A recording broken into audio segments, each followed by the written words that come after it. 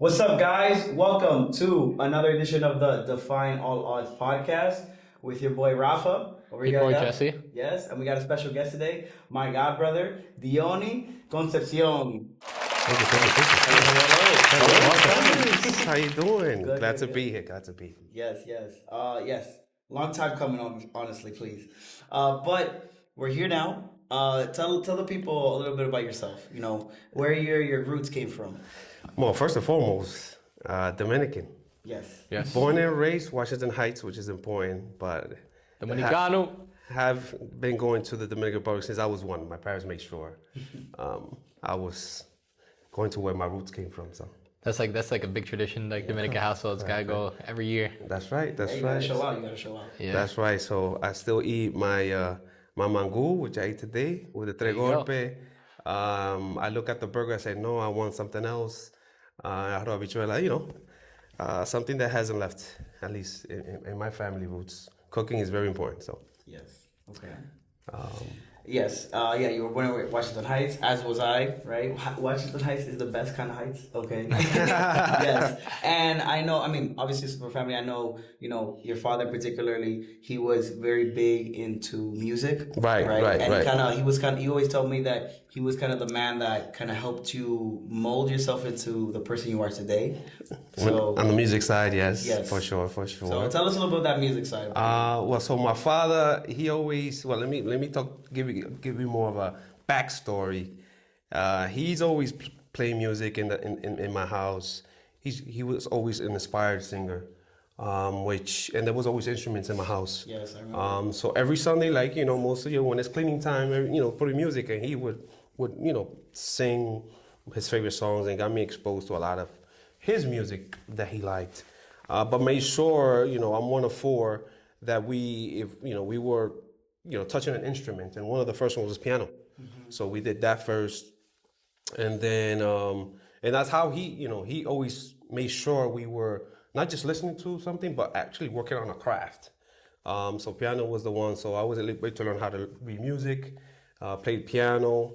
But what the highlight on that, and I did that until up towards I was 13, he made sure that he had the connections where I had to recite some of pieces in Carnegie Hall. Oh wow. So my sister and I, were taking piano at the time, had that privilege and the opportunity to be like, okay, this is how you read music, this is how you play the piano. But we have professionals from Carnegie Hall actually, saying how well we played and stuff like that. So I didn't continue to do that per se, but that really gave me, took us serious in terms of what music meant to, music is life.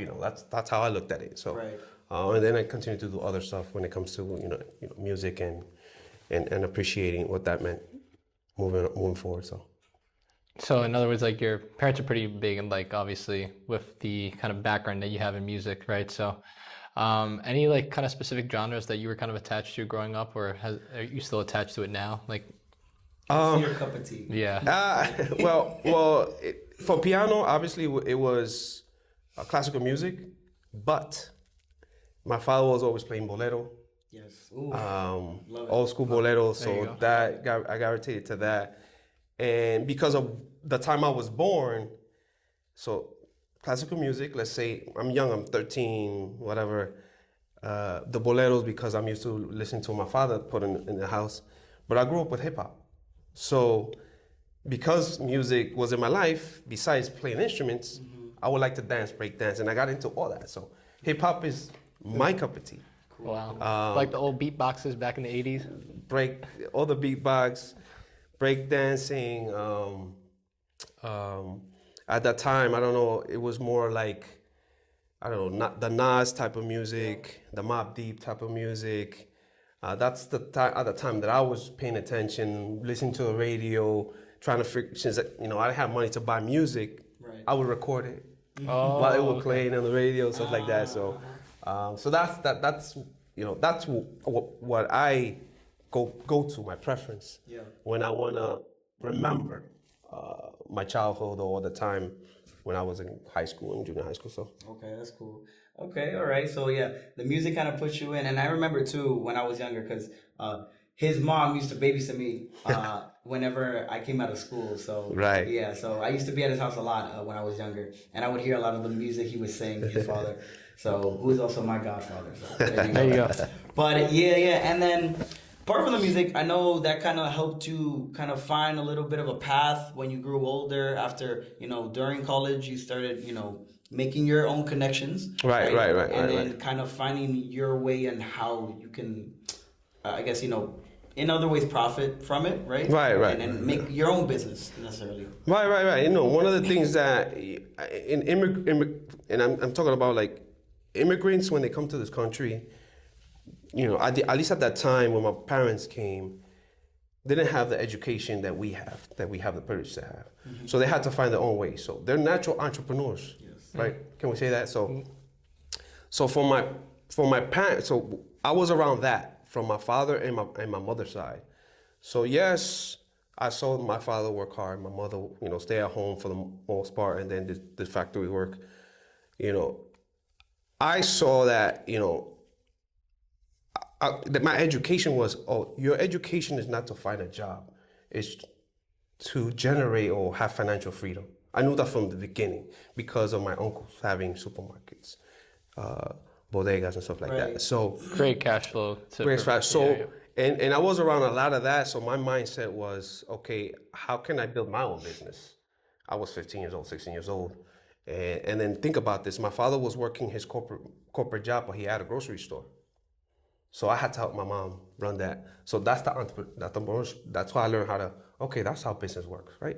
So while I was during that journey, I was, thinking, okay, so what I'm gonna do to, what's my path there? My father had technology, in corporate America, he was working in technology. So I learned that from him. So I started to say, okay, how can I do that for myself? And in terms of freelance work, consulting work, that's the type of things I was learning, not to work for somebody else, but how can I render services to someone and make money, basically. So that's how I, followed that path. By the time I was in college, I was working in, helping other people how to use technology in this case. I mean, before that, of course, I worked at McDonald's. I had to follow first. I had to work at McDonald's. I almost worked in the Gap. That didn't work out. My first job was actually at a McDonald's and then ventured over to Gap. So right. And the other thing I was doing, I had all these elder people that I need to paint my kitchen. I was doing that too. So you gotta find a way. You gotta find a way. So don't get me wrong. Through that, while I'm, you have to follow first, learn, and then prove your own path. So that's the stuff that I learned. So I was always, freelancing. At that time, the internet was, in its infancy. Right. So I was early adopter of that. So I took that learning and tried to teach others. So I was basically like a service type person when it comes to that. Honestly, I think back to probably like when I had my first job, I was 15 years old, working at McDonald's, and it's like you learn the very basics of economics of what it's like to get a check and you're getting a little bit of money. Obviously, it's not a lot, but it's something to start you out with to get to know what it's like to budget, to finance, to have an idea of I gotta pay this week and pay that next week, right? If I want to buy something or you want to buy a concert ticket, now it's with your own money. So now everything changes when you're working for yourself. Correct. So I would say obviously that's the benefit when you start working that young and you're gaining those skills. Will you say that all right? So obviously you mentioned that before the episode that you went to SUNY Old Westbury, for college. For college, right? So would you say that coming into college, you have this very fierce entrepreneurial spirit? Right. How would you say you kind of balance that? Well, obviously with the academic workload while you were in college. So whether that was your schoolwork, the exams, homeworks, finals week, and that sort of thing. Well, I mean, to be honest, I didn't want to go to college. I did it for my mom, especially my father, since he did his associates, but I was his first son. My sister was already enrolled to go to NYU. My other sister was trying to go to Hofstra, so I was like, okay, I'm gonna have to go and show an example, right? So, and then the only interest for me was I was good at math, and like I was saying earlier, it was technology. So and then that was my opportunity, and I dormed in SUNY Old Westbury, by the way. So I wanted to get the full experience. Get the full experience. So in the beginning, I did try to do odd jobs, even though I wanted to do technology already, and that's why I went to SUNY Old Westbury. I think Sooner they had, I think it was a Division III school, and it had good computer science program. Okay. So I already knew I was going to do a computer science degree. Okay. Because, again, I wanted to, get that diploma for my mom and follow, I guess, my father's footsteps and work in technology. So I, because of that focus, I thought about, okay, I'm going to learn a lot. Right. I need to network. I already knew that. I need to network. And that was my focus. That was my motivation to then say, okay, if I need to network and figure out how it's going to be, what's going to be my next business, I need to make sure I take care of the curriculum and have that balance. But I didn't sleep much. Yeah. That's the other thing. Maybe 5 hours a week. I can attest to that. He can attest to that. The thing that he's done here in this college. All right, so it wasn't much of a balance. It was like, okay, that was a sacrifice. Less sleep. But yes, I'm meeting new people. I'm very social. So that was really good. So that, again, so it had to be some motivation, like I said before. I wanted to work for myself. I wanted to make my parents proud. So I just focused and just that was my anchor to say, just do it without sleeping much. I think honestly, when you have that goal in the back of your head, right, and you're kind of going through, I think anyone that obviously goes to college doesn't obviously have to be here at Columbia, that you're going through like the idea, okay, like you want to graduate, you have like, you're to see that diploma at the very end, right, with your name on it, with like your major, and it's like receiving that, that piece of paper right there, like that's fulfillment in of itself, but then you work towards what's the next best thing right after that, right? And a lot of times, obviously, when people go to college, they tend to find that sets them up for the next few steps for their career, right? Right. Obviously, we've had people on here that have gone on to do great things even without going to college. Like you mentioned, like there's people that, they do great things and it doesn't necessarily always have to be in a higher education. That label attached. Right. So. But obviously, the reason why I think, it's a great conversation to have is like when you think about why does college exist? What's the purpose of the higher education system? Right. It's to give you the foundation for the career job that you, right. Yeah. And a lot of times, you don't even need to necessarily get your job right after. A lot of people here, they'll go on to go to grad school, right? And they'll go on to get their masters, their PhDs, their MDs and whatnot. So it sets you up. It's basically like a foundation step. A building block. Right. Exactly. And to add to that, my path was kind of a little, because of what you said, I found out really early before graduating. I met, because I went to SUNY Westbury, I was around those colleges around in Long Island, which was CW Post, Long Island University, Hofstra was around. And by the time I graduated, I was already working with business partners and connections that helped me set up one of many businesses I had in the entertainment world when it came to music. So one of the things I was trying to figure out, since I was like, okay, I need to graduate, diploma's a diploma, but what I really wanted to do, I had two things that I love to do. I love music, like we talked about earlier. Right. And I'm working on technology, which I was embracing really fast. Right. So that's how I was able to develop a business, and again, I didn't have a business plan, whatever. I just made sure I went towards whatever that innovation was and tried to generate income somehow by creating this business with my siblings. So, for instance, my business had to do with entertainment, but I was using technology. What was the technology? By having online presence at that time, that had to do with marketing upcoming artists and working with DJs. So I found the people that had connected me to Hot 97 to help me market and radio. Right. The DJs who knew the rest of the DJs, the host who today's hosting for 105. So that, and then by the time I graduated, I was already generating money, and I didn't go to corporate America after I graduated. I went to corporate America in my late 30s, early 30s. So then, because in that time frame, I was pursuing services, how to build the next business. Many businesses failed. And I was able to find a way to generate money and employ other people, which is another passion I had. How can I help employ, how can I help my Latinos in this case, that didn't go that traditional route of technology. Usually they have bodegas, or they do the restaurants, or they do the supermarkets, right? Yeah. We went a different path. And it was a lonely path, don't get me wrong, but I think that it's an example of the networking and the foundation that, the colleges helped me do this because I was able to meet all these people. it opens the door for a lot of things too. But also, you think back to kind of no great business starts without having its trial and errors, obviously. Right. So, you mentioned you have a few businesses that they didn't work out as planned in between the time frame you graduated college and you worked in corporate America. Right. What is your base piece of advice to people that are looking to go out there and they want to start their own business? They want to kind of employ other people, provide services, and they don't necessarily know where to start, or like how to overcome a business that's failed in the past. What would be your biggest piece of advice to them? I would say this, listen, people might be like the word fail.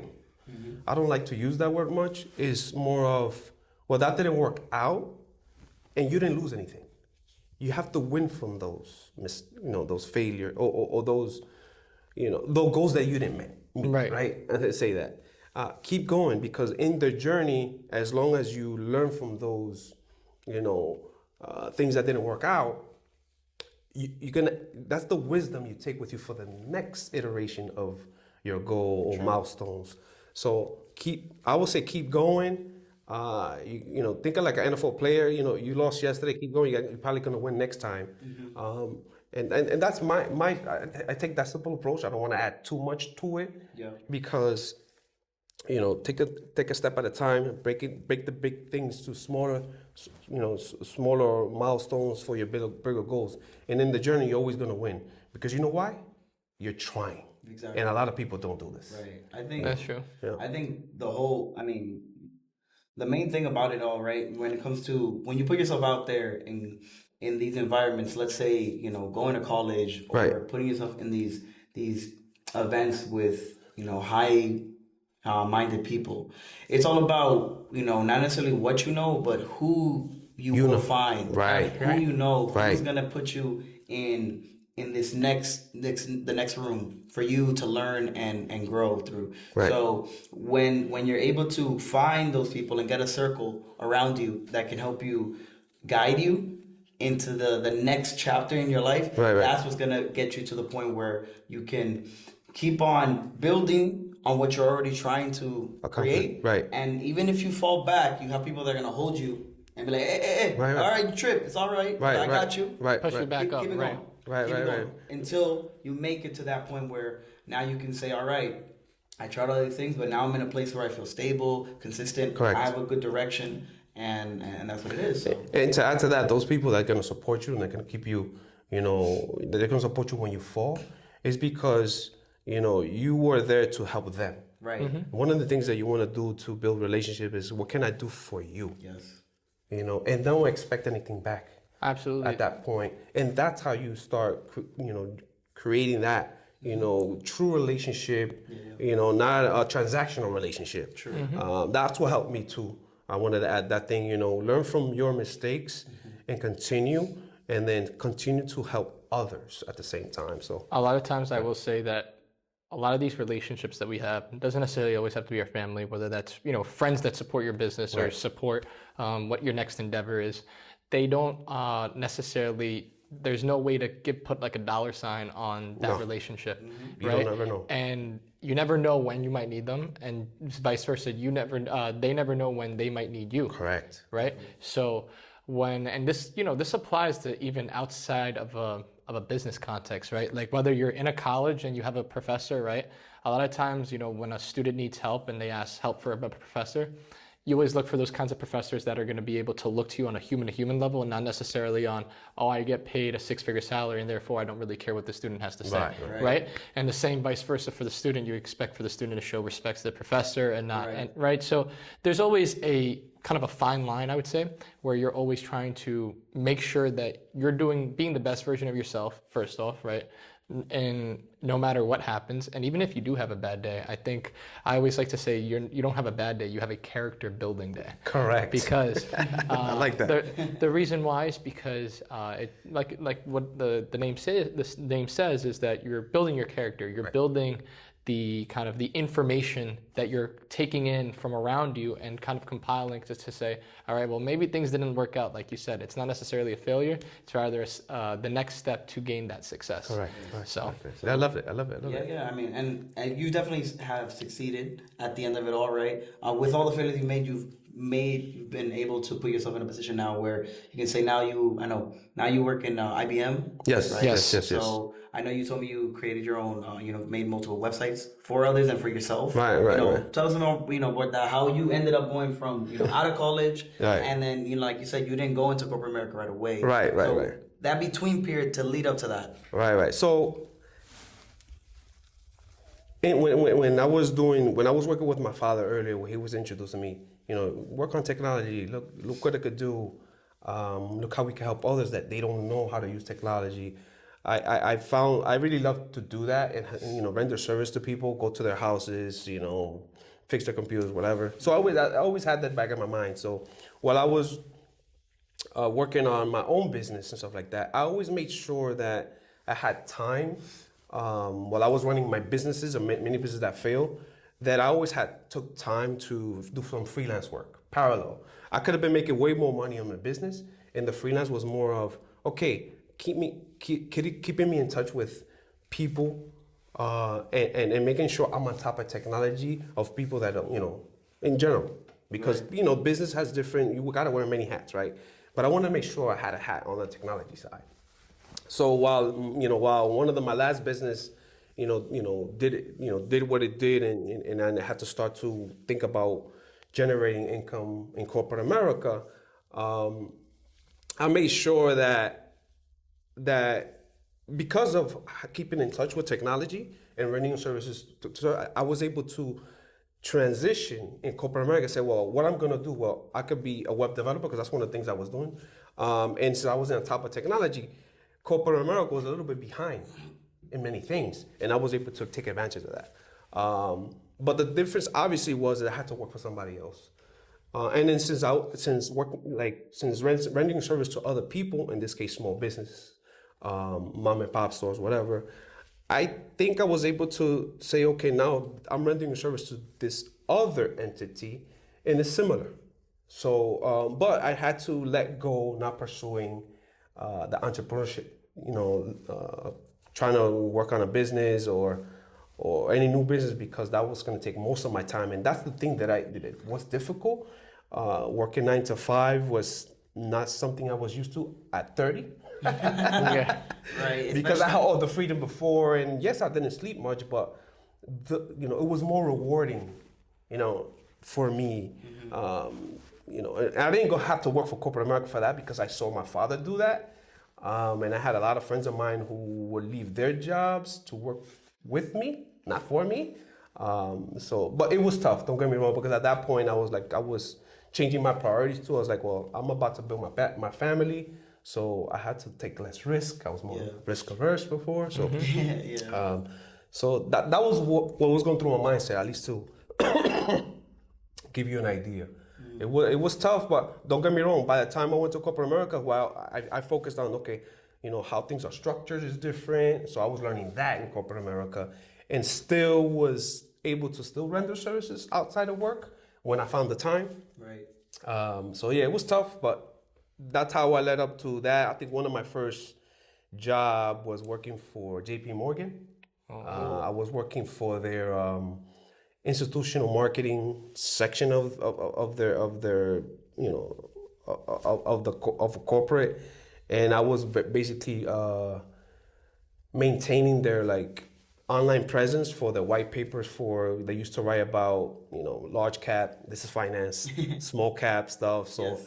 I had to make sure I was taking that information and making sure that was posted on the website, and I learned about compliance, which things that you post on the website when it comes to finance. So I learned a lot, and I met a lot of people there. So, and then again, I had to stay on top of technology. I got into e-commerce. Why I wanted to do e-commerce corporate America? Because for my business, I had an e-commerce business before I went to corporate America. So that naturally, okay, I know e-commerce, I know the technology, I know how that works. You just kind of fell right through. I fell through. So there you go. So I was doing e-commerce for Panasonic. And then I had, and e-commerce meant for me was learning their shopping cart, like Amazon, whatever, and for enterprise. And then from there, I did for like 5 years. Then in between, I wanted to do consulting again, which was a different beast. It's like freelancing, but working for a consulting company that had many, many customers compared to working for one specific company in a specific department. And there I started to do more, again, front-end development, touch I was looking at other technology, like I was looking at what's the next technology that, because technology changes, right? What's the next technology that I should leverage? And in this case was Salesforce. And then I'm a front-end developer. That's my main thing when it comes to web development. And then IBM, since I touched Salesforce and I got on top of Salesforce, IBM found my profile, and then they picked me up, and I've been there for almost 6 years doing Salesforce tech development. And there, what I like about where I'm at right now is I'm doing something similar to what I used to do back in the days. Remember I mentioned that I was doing freelance for different small businesses and artists or whatever. But here, IBM is a consulting company, so they have many businesses. So I'm able to in 1 year, I could be working on 2 different projects. One of my biggest projects I was with Pepsi, doing their e-commerce for them. Another big thing that I can't mention, but then I could be working for a telecommunication company, doing something them. Again, the underlying technology will be Salesforce, but I had to learn that. So that's one of the things that I'm still doing today. I also did it for finance, this company named Apollo. And now I'm doing, I won't mention who I'm doing it, but now I'm doing work for a federal government entity. Wow. So there you go. So that's why I continue to do corporate America. But don't get me wrong, behind the scenes, I'm always making time to do pro bono work for businesses that can't afford to online presence still today. Mm-hmm. And I'm always looking for Latinos who own these businesses, because those who I want to help a lot. So. Right. So hopefully that gives you a good story. Yeah. How I ended up at IBM. No, that's amazing. That was definitely a lot, but yes. I will say that I always found it interesting to see what people are able to do and accomplish so much behind the scenes when you're in corporate America. Right. So I worked at BNY in Pittsburgh this past summer. I worked as part of their operations team in U.S. payment investigations. So kind of seeing all these different payments and all these transactions flowing through in and out of BNY. And you're talking about multiple millions of dollars transactions, yes, some as sir. small as a few couple grand and some as big as multi-millions and some into the billions category, right? Yeah. And you're analyzing all this data. But what I found most interesting during my time there wasn't necessarily while I was working there, but stuff that happened outside of work. So the amount of different small projects like you mentioned that you would work on, not necessarily directly attached to your 9 to 5, but stuff you're working outside of your Correct. 9 to 5. Yes. And I always found it very interesting that all these people, they all have different stories. But the best part about, obviously, corporate America has its pros and cons, obviously. Right. But one of the pros I would say is obviously the networking aspect. I mean, when I was there, I met so many great people. I think back to it was like a fabulous 10 weeks that I could attest to that. It was definitely a great time because you can definitely get to see so many different areas in such a short amount of time. Yes. I think that's what's great about those kinds of internships, but also being able to be around that environment. And also I had the opportunity to not just work in their Pittsburgh office. I came and worked a few weeks actually at their New York office. So got a chance to see how the operations were a little bit different at different offices. It's always great to kind of just see what people are up to. But kind of going back to what you were mentioning, obviously you jumped around a lot with all these different projects. Right. What would you say is like kind of a way that you're able to kind of, I guess, like kind of check yourself as like I'm able to meet this deadline on time, or I have like this other project coming up, because it could be kind of stressful, I'm assuming, right? Obviously with having so much on the same plate. Well, no, sure. Plus, having a family, having kids, right, exactly. 3 kids too. I think what prepared me for that type of multitasking and making sure you meet your deadlines. I made sure I meet my deadlines, or had very tight communication on everything I got involved in. So before corporate America, I learned the hard way running my businesses, making sure I meet payroll and stuff like that, and how to juggle that. So early on, I had to make sure that when I render services, I had to, I had a reputation to keep. True. right? So That's true. that I took all the way still today. But in corporate America, if I was gonna take, I had to learn how to say no a lot too. And if I did anything outside of corporate America and, handling my family, I had to make sure what my priorities were. Priorities, making sure I take care of my families. Second, make sure my large income is to take care and meet those. And then be able to stay, only take a few projects per year. Right. To make sure that if I do help others, that I make sure they have what they need, and try to like manage it all. So, Right.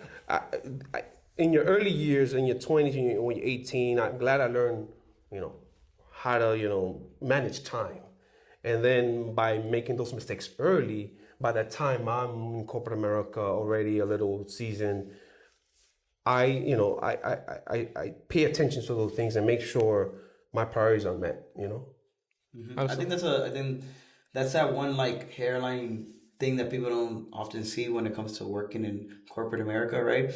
Is that apart from that, okay, you're in this big conglomerate of a company, right? There is a lot inside of it that you learn that can inevitably help you in your other future endeavors. Correct. Like you've mentioned, right? And like you said, from your experience of working at Pittsburgh, most people are not just simply working this 9 to 5, but really, they have this 9 to 5 because it's stable, it's consistent, it keeps, the roof over their head, as they say. But in the back end, behind the scenes, often they're trying to build something of their own. They're trying to find how they can get out of it, in a sense. Right. Right? And call and make something that they can say that is truly theirs.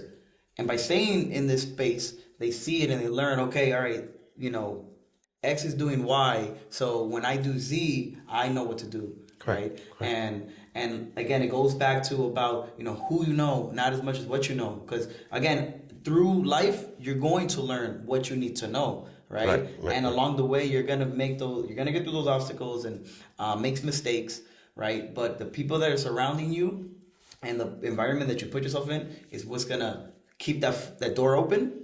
And at the end of the day, you got to knock it down and push on through. Exactly. Right.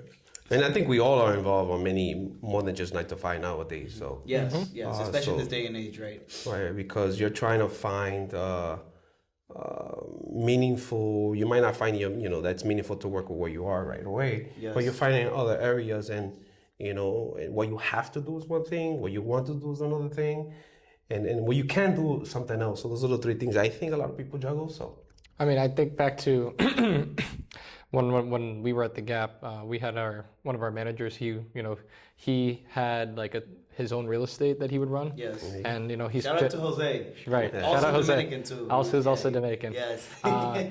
He has all his real estate that he does outside of work, but obviously his 9 to 5 is running the store at Gap and making sure that the operations are met and tasks are met and whatnot. But he's generating passive income already from his real estate and making sure that that's consistent, because you never know when an emergency might come up, right? You can't plan for those things, right? And you don't necessarily know that your paid sick leave is going to cover for an extended leave of absence per se, right? But you have cash flow, you have a passive income that's coming in. You're preventing, the need to kind of go into panic mode and run through your emergency savings per se, right? So that's always some great financial advice to always keep in mind, is to try to find ways to generate that passive income to kind of avoid those kind of situations, because you can't plan for them, obviously. No. They're very much spontaneous and unexpected. yeah, just like life. Adjusting. Exactly. Life is going to throw you a curveball, so you got to figure out how you're going to hit it. So. And you diversify. He was like diversified. Diversification of your portfolio, yes. Right, exactly. So then tell me, Diony, in general, now, 2025, new year, what is it that you're trying to go into? What's the door that you're trying to knock down necessarily moving forward as of now? Yeah, I've been thinking about that a lot.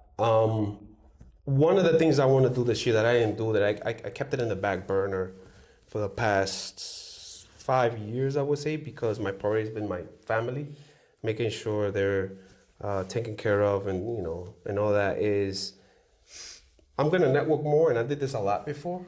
I'm going to network more moving forward. One of the things is pursuing new business ventures and investments because I think financial literacy is very important. It needs to be very important that Latinos, still Latinos today, don't understand what how to financially set you up for when you retire, or when you, never you retire, which I don't like that word. When you evolve from doing 9 to 5 corporate to Right. What I'm gonna do next. Let's call it your grace period. Right. So I personally am making sure my family, from when I'm 60, I'm gonna work on it now. Right. And then I always like networking. I did that less, but now that's gonna open more opportunities in different areas. So I'm gonna take more time to do that in 2025 and help Latinos, specifically young Latinos.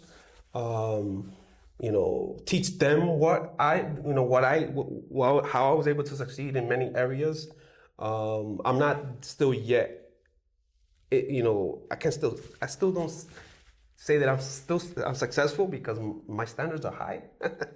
But I like to teach what I learned so far to guys like yourself, and I have to build more. I have to meet more people, help other people, and that's my intention. And that's going to open more opportunities to which the end goal is financial freedom for us. So Right. There you go. so that's my end goal, and I'm gonna go a little harder this year with that. That's good. No, at the end of the day, you always have to, that goalpost, as one likes to call it, is always you gotta push it further in. All right, you made it there, but now you gotta. There's more. There's more to. There's more.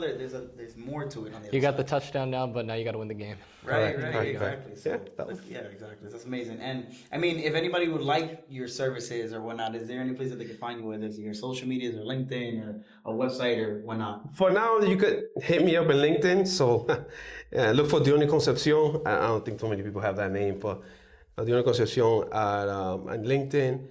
Otherwise, look at I'll give you my personal website, which has my Linktree thing, which is DionyCDOT.com. You could check that out. You'll find my LinkedIn. You look at my portfolio and stuff that I've done, and you get to know me. You could just reach out through those avenues. Links will be down below in the description. Yes, sir. Well, as always, I think this was fun. Yes, obviously. Thank you. Yes. Of course. This Thank was you a for great coming time. But I think we've learned at the end of the day, no matter what you're trying to do, you got to keep on pushing, reaching out, making new connections, and that's how you're gonna go far, right? So if you want to defy all the odds, right, you really gotta push yourself. So There you as go. always, it's your boy Rafa, It's your boy Jesse. and again, Diony. yes, and as always, again, defy all the odds. Deuces.